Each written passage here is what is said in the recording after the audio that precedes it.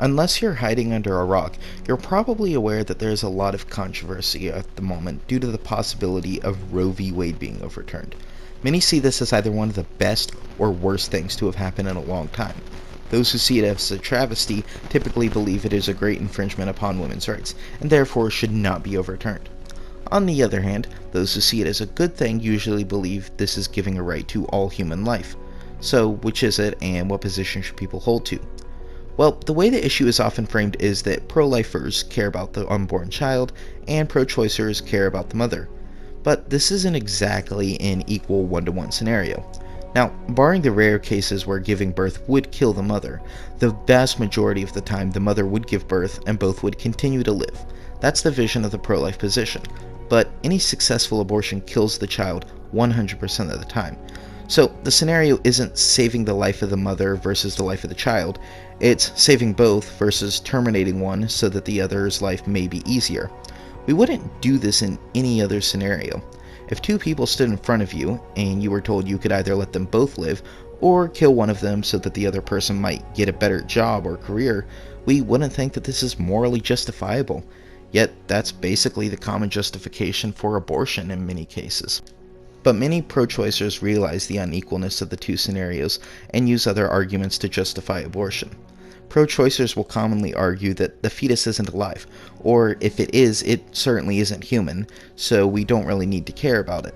Now, if you watch two people argue about it on the news or in the middle of the street, you might think that the idea that the unborn child isn't a living human being may have some support and grounds for belief. But this isn't something that's really debated in the scientific community. In a survey of over 5,000 biologists, the majority of which were pro-choice Democrats, 96% agreed that life begins when fertilization of the egg occurs. Anyone who says that life doesn't begin at fertilization is either deceptive or ignorant. I don't say that to be rude, but I genuinely can't see another option. If you want more scientific literature on when life begins, then check out the video by the channel Inspiring Philosophy titled Science Against Abortion. In the video, Michael Jones cites a plethora of scientific books, papers, and articles which all unanimously agree that life begins at conception. When arguing that the unborn child isn't alive fails, it is usually argued that although the child may be alive, it isn't human. And it's at this point that the pro-choice argument is really weird and pretty much loses me, because it seems, at least to me, that the position is really grasping at anything. Now, to demonstrate this, I use this analogy when talking to a pro-choice friend, and so I will use it here. If a child walked up to you and pointed to a bird's nest full of eggs and asked, "What are they?" most people wouldn't say, "Well, depending on how long it has been in the egg, it might be a bird, but it also might be some other creature that was created by two parent birds that is inside of a bird egg and will become a bird later, but isn't a bird right now." That's nonsense, and there's little reason to argue that the unborn child isn't human. If it wasn't a human, then the question that needs to be answered is, when does it become a human and go from unknown creature to that human? No matter what, if you pick 12 weeks, 6 months, birth, or anything else, it's always going to be completely arbitrary and has no justifiable reason to say it's a human now, but it wasn't beforehand. But regardless, some will still argue that because it lacks the quality of consciousness, that therefore it isn't a human being. But this is once again arbitrary and isn't a factor determining on whether or not someone's a human being. If it was, then killing someone in a coma is completely fine because they aren't conscious.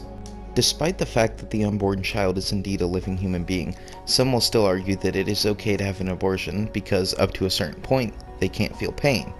Now, this may sound nice, but think about the implications here. If pain is the arbiter of whether or not killing someone to help yourself is okay, then shooting someone in their sleep is fine, just as long as you make sure it's painless. This has especially dark implications for people who are incapable of feeling pain, as you can really do whatever the heck you want with them. Some will argue that if it isn't viable, then an abortion is also fine here. But here's once again an example of unsubstantiated arbitrariness. Why does an unborn child's viability determine whether or not it's okay to kill them? I'm sorry if it sounds like I'm repeating myself, but it all goes back to what I originally said about determining if a child can be aborted at a certain stage of development. No matter which point in time you pick, it will always be arbitrary because it was always a human being to begin with. But even with everything said, there's still an argument that can be made. An argument possibly more popular than any other. My body, my choice. It's a four-word slogan, but it's very powerful for some. It's an argument that really does encompass everything. Even if the pro-choice position does kill one more person than the pro-life position. Even if life does begin at fertilization. Even if that life is human. At the end of the day, it's the mother's body. So is there anything the pro-life position can say? Well, yes. First of all, virtually everyone agrees that just because it's your body, that doesn't mean you can do whatever you want with it.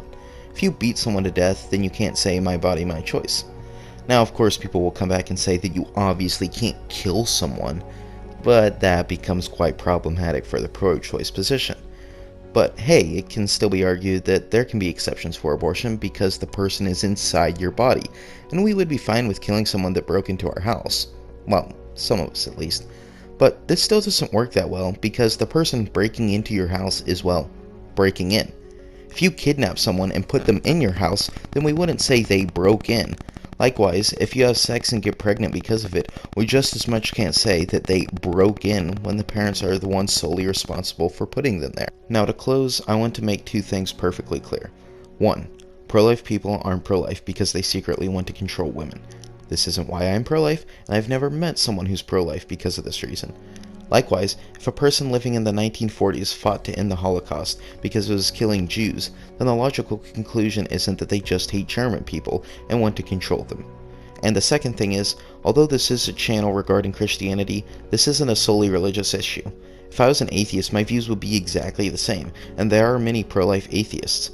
I have no intention of ever covering a political topic again, but I find abortion to be a bigger problem than most because this is something that is regarded as the legal killing of hundreds of thousands of innocent children each year, and it's being defended by millions.